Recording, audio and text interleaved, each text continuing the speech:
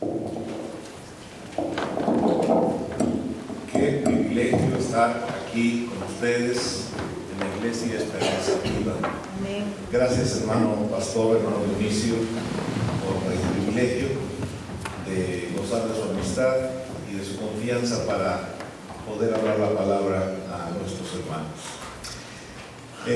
Quiero pedirles que me permitan saludarles a la manera apostólica. La gracia de nuestro Señor Jesucristo sea con todos y cada uno de ustedes. Amén. El saludo apostólico, mis hermanos, no solo era un profundo deseo de que los hermanos estuvieran bien. El saludo apostólico era una administración espiritual de la gracia de Dios a los creyentes en Jesucristo. Es por la misericordia de nuestro Dios y Padre que vivamos en la gracia. Por eso los apóstoles decían: la gracia de nuestro Señor sea con todos y cada uno de ustedes. Yo les voy a pedir que abran su Biblia en la epístola del apóstol Santiago.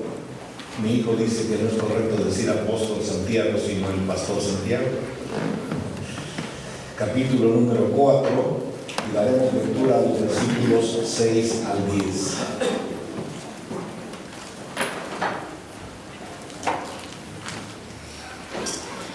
Dicen así la palabra de Dios, mis hermanos: pero Él da mayor gracia. Por esto dice: Dios resiste a los soberbios y da gracia a los humildes. Someteos pues a Dios, resistid al diablo y huirá de vosotros. Acercaos a Dios y Él se acercará a vosotros. Pecadores, limpiad las manos, y vosotros los de doble ánimo, purificad vuestros corazones. Afligíos y lamentad y llorad. Vuestra risa se convierta en lloro y vuestro gozo en tristeza. Humillaos delante del Señor y Él os exaltará. Quiero hablarles esta mañana, mis hermanos, del camino para crecer en la gracia del Señor. Los que hemos recibido al Señor, pues ya sabemos que estamos en su gracia, pero necesitamos crecer en la gracia del Señor. Permítanme recordarles un poquito de lo que es la gracia. La gracia de Dios es el ejercicio de la bondad de Dios para perdonar al pecador, para levantarlo de su condición miserable, transformarlo con su poder para hacerlo vivir como hijo de Dios. Es el ejercicio de su bondad para sanar el alma, la mente y la voluntad del hombre para que se determine a servirlo, además de una participación de su Santo Espíritu para que lo podamos servir en el Espíritu Santo.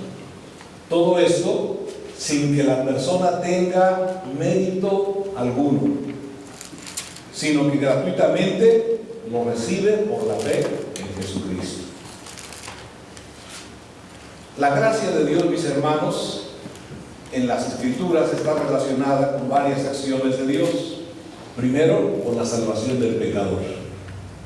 Efesios capítulo 2, versículo 8, que es un pasaje que todos conocemos, dice: porque por gracia sois salvos. Y esto no de vosotros, pues es don de Dios. Ha sido por la gracia de Dios que Él dio a su Hijo por nosotros. Ha sido por la gracia de Jesucristo que Él dio su vida por nosotros. Ha sido por la gracia del Padre y del Señor Jesucristo que Él nos envió su Espíritu Santo. Si usted ha oído el Evangelio, ha creído en Jesucristo como Hijo de Dios y lo ha recibido como su Señor y Salvador, usted está en la gracia de Dios. Por la gracia de Dios puede decir que ha recibido el perdón de sus pecados y que es hijo de Dios. Segundo, la gracia está relacionada con el crecimiento en la vida cristiana. San Juan capítulo 1 versículo 16 dice: porque de su plenitud tomamos, y gracia sobre gracia. Estas palabras del apóstol San Juan nos hablan del ejercicio continuo del crecimiento espiritual. Cuando San Juan dice tomamos, se está refiriendo a un presente continuo, no a un pasado irrepetible. El creyente, una vez que ha participado del agua de la vida, queda ligado a la fuente. Así dijo el Señor: mas el que bebiere del agua que yo le daré, no tendrá sed jamás, sino que el agua que yo le daré será en él una fuente de agua que salte para vida eterna. Así que cuando San Juan dice tomamos, se refiere a que hay una administración continua de la gracia de Dios.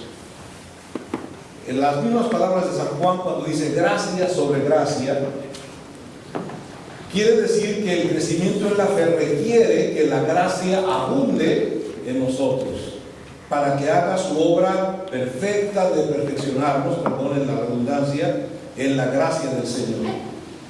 Podríamos decir así: tomé de la gracia, tomo de la gracia y seguiré tomando de la gracia de Jesucristo. Por eso San Pablo nos dice: la gracia de nuestro Señor Jesucristo sea con todos vosotros.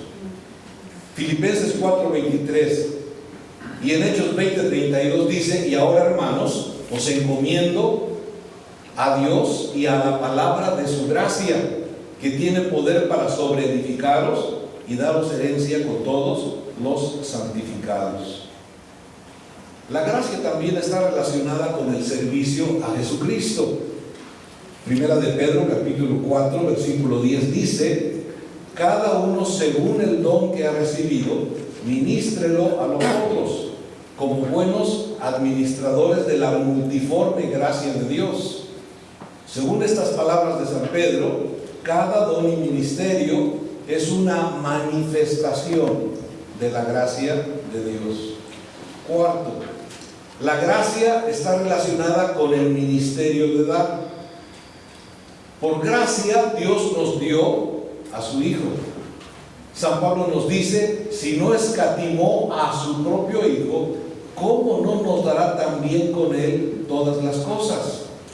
Nuestro Señor ordenó a los apóstoles: de gracia recibisteis, dad de gracia.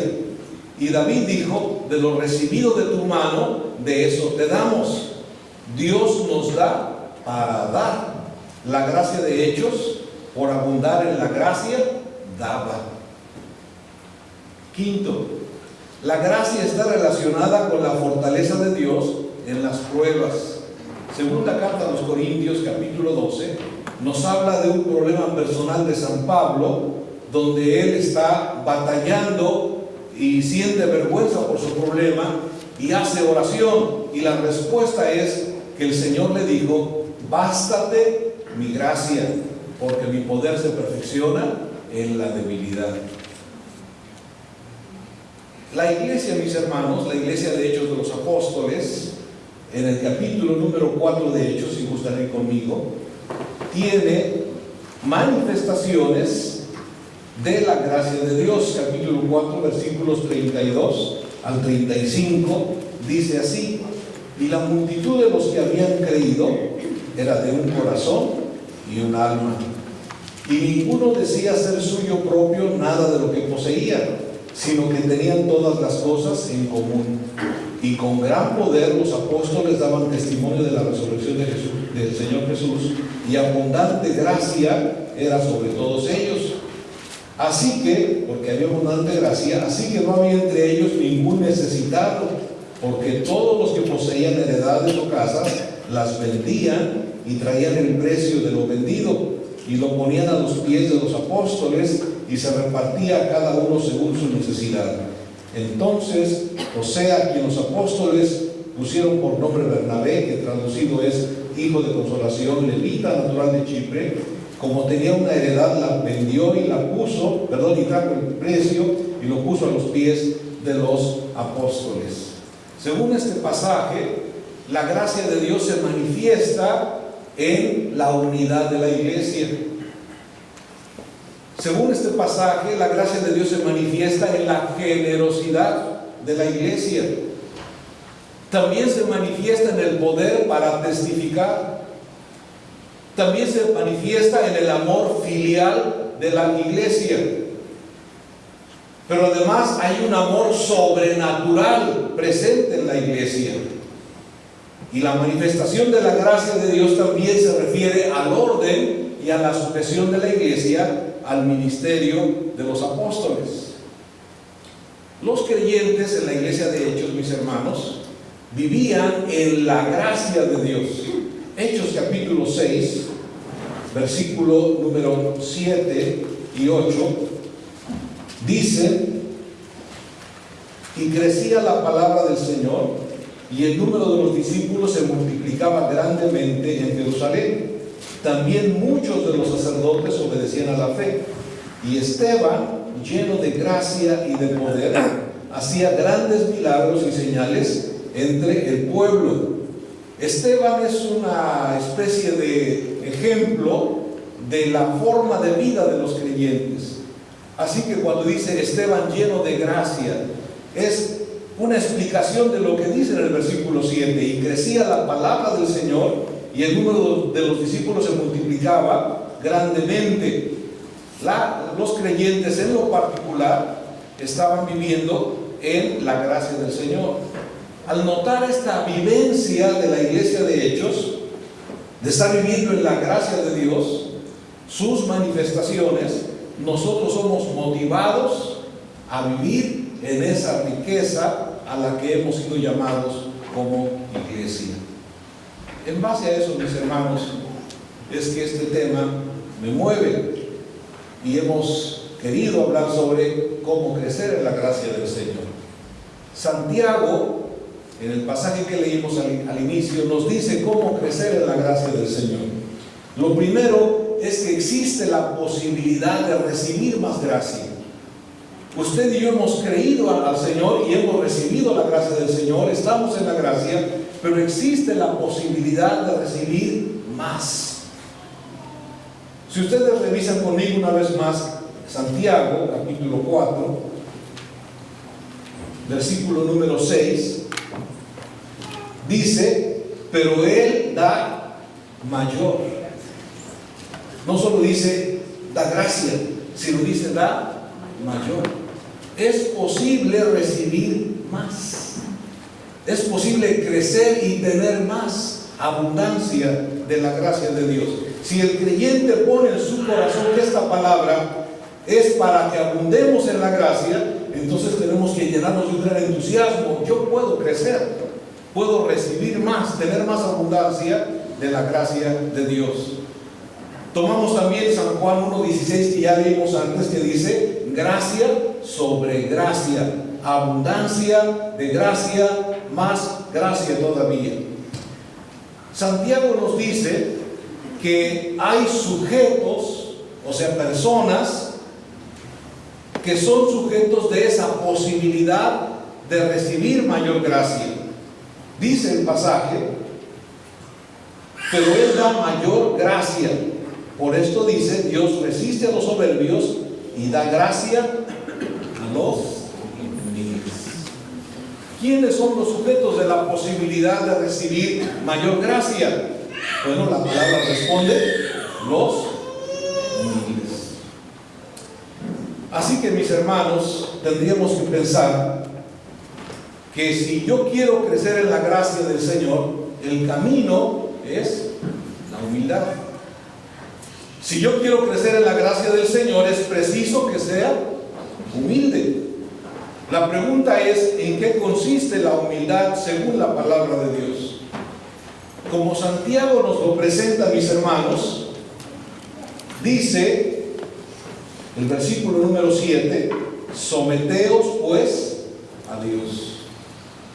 La humildad consiste en someternos a Dios, ponernos abajo de la autoridad de Dios. humillarnos a Dios. ¿Qué es humillarnos a Dios? Humillarnos a Dios es ocupar nuestro lugar de siervos de Dios. Humillarnos a Dios no es degradarnos, sino ocupar nuestro lugar, repito, de siervos de Dios. Filipenses capítulo 2, versículo 7 en adelante, nos habla de la humillación de Jesucristo. En Jesucristo la humillación fue degradante, porque Él, siendo igual a Dios, se despojó a sí mismo y tomó forma de siervo, hecho semejante a los hombres. Esta humillación de Jesucristo nos dice que los hombres fuimos hechos siervos y tenemos un lugar de honor ante Dios, que es ser siervos de Dios. Esto es lo que significa humillarnos, tomar nuestro lugar de siervos, ponernos bajo su autoridad. Para el hombre caído, que se ha rebelado contra Dios, que se ha ensoberbecido, ponerse bajo la autoridad de Dios significa bajarse de su pedestal, de sentirse Dios para servir al verdadero Dios. Y para nosotros decir, sométete a Dios, es humillante. Y nos sentimos humillados cuando realmente es una dignidad ponernos bajo la autoridad de Dios para saber que somos siervos de Dios. Hay un pastor que dijo algo que me gustó mucho, es una ilustración bien interesante. Dijo él que hay personas que tienen distintas teologías. Hay quien tiene la teología del perro y hay quien tiene la teología del gato. La teología del perro es: mi amo me cuida, mi amo me baña, mi amo me da de comer, mi amo está al pendiente de mí, mi amo debe ser Dios. La teología del gato es: mi amo me cuida, mi amo me consiente, mi amo me baña, mi amo me da de comer, yo debo ser Dios.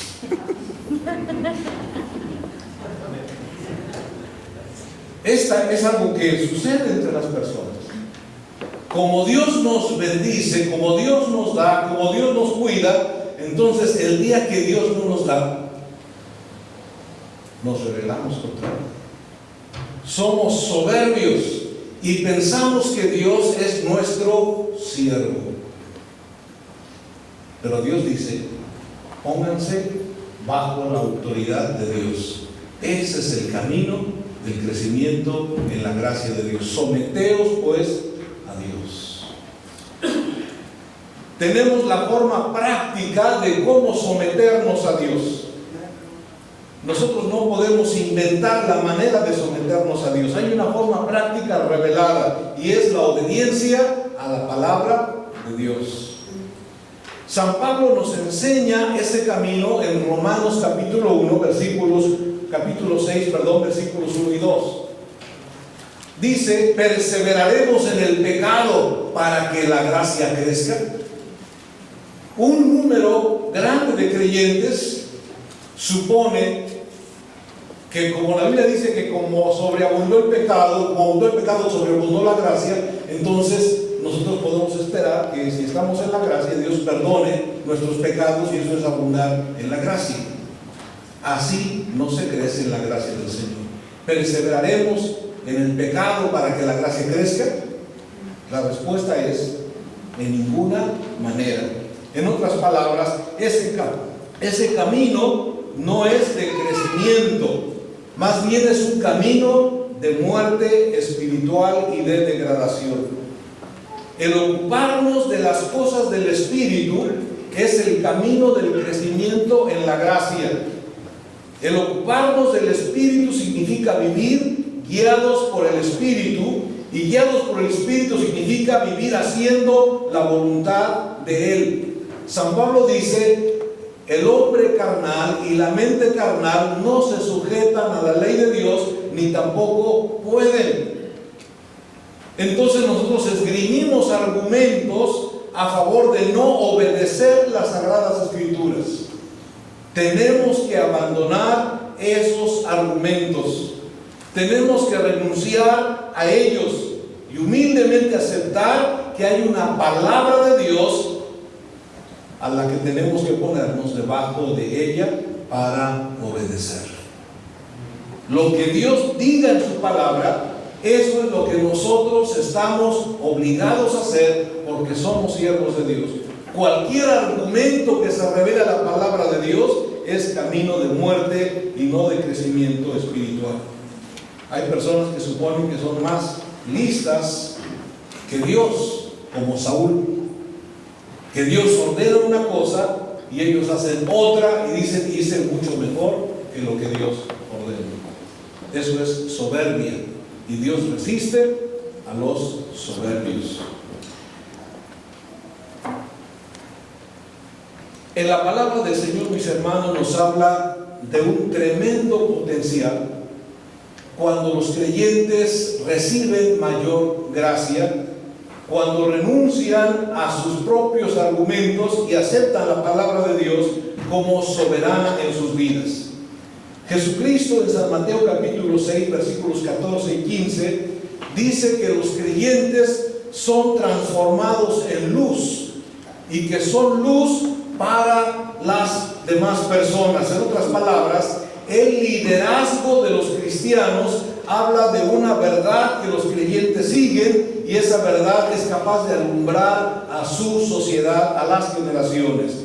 Así que un creyente que sigue la palabra de Dios como Jesús la enseña, se convierte en un líder de la sociedad con su forma de vida, con su estilo de vida. Según Malaquías capítulo 3 versículo 10, hay personas que piensan que desobedeciendo a Dios pueden prosperar. Y Malaquías dice, ¿robará el hombre a Dios? Porque las personas piensan que cuando hay escasez, cuando hay falta de trabajo, entonces nosotros podemos decirle a Dios, pues tú conoces mi corazón, conoces mi situación, no puedo pagarte los diezmos, ni tampoco puedo ofrendar, ni tampoco puedo dar.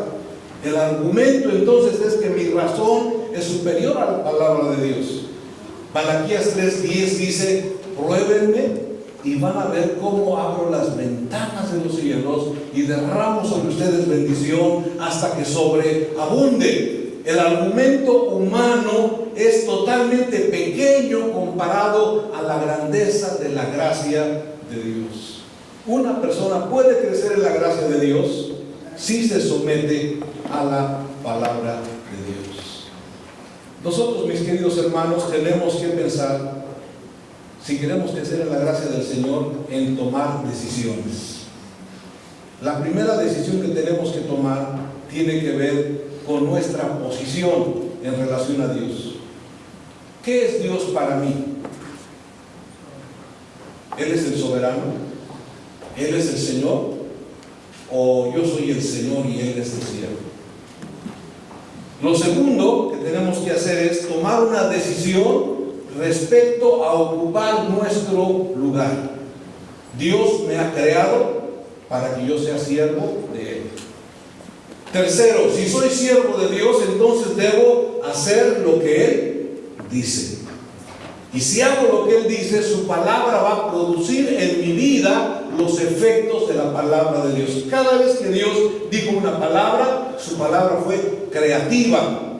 Su palabra hizo cosas. Y la gracia de Dios en Jesucristo ya es algo que Dios nos ha dado. Si nos dio a su propio Hijo, ¿cómo no nos dará también con Él todas las cosas?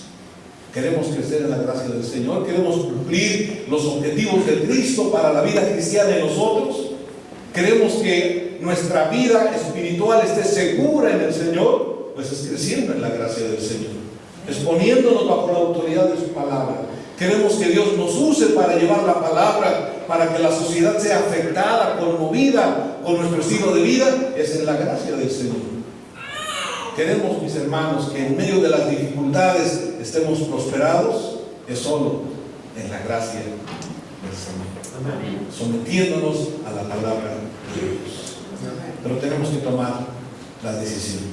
¿Me someto a su palabra o hago lo que mi cabecita me dice? ¿Qué decisión vamos a tomar nosotros? Que el Señor nos ayude esta mañana. Hermano pastor, gracias por esta oportunidad. El Señor nos bendiga. Muy bien, muchas gracias hermano Moisés por esta palabra de bendición para cada uno de nosotros, que nos invita a vivir siempre a crecer y a crecer cada día en la gracia maravillosa de nuestro Dios. Muy bien, vamos ahora, cierre sus ojos. Padre, gracias por la palabra que tú nos has dado esta mañana. Gracias, Señor, porque tú hablas a nuestras vidas, a nuestros corazones. Muchas gracias porque nos invitas a vivir y a crecer siempre en el camino de tu gracia. Ayúdanos, Señor, cada día a mantenernos firmes en esa gracia que nos sostiene, esa gracia que nos salva, esa gracia que nos ha redimido. Y muchas gracias, Padre, porque tenemos esa maravillosa posibilidad de cada día seguir y seguir y seguir creciendo en tu maravillosa gracia. Ahora, Padre, te suplico por nuestros diezmos y ofrendas, te suplicamos que sea de gran bendición, Señor, para tu obra, y que podamos gozarnos en diezmar y ofrendar para recibir grandes bendiciones de ti. Una vez más, gracias, Señor, en el nombre de Jesucristo, tu Hijo. Amén.